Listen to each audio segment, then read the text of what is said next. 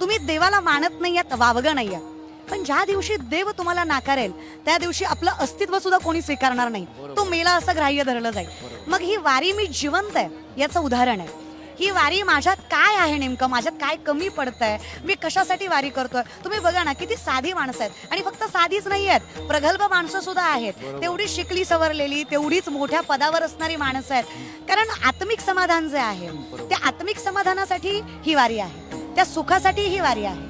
मला जर माणूस शोधायचा आहे तर मला वारी करायची आहे, मला संत ओळखून घ्यायचे आहेत, मला वारी करायची आहे. मला जर समजून घ्यायचंय की मी कोण आहे, याच्यासाठी मला वारी करायचीच आहे, आणि म्हणून वारी आहे. कारण सगळ्यात श्रेष्ठ असणारे ज्ञानोबाराय म्हणतात, माझ्यासाठी काय असेल आवडीचं, तर मला आवड एकाचीच आहे, ती म्हणजे पंढरीच्या वारीची.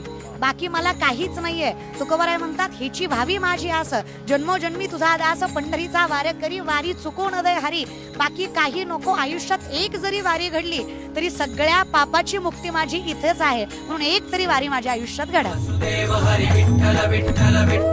हो जित तित रूप तुझ दिसू लागल, जित तित रूप तुझ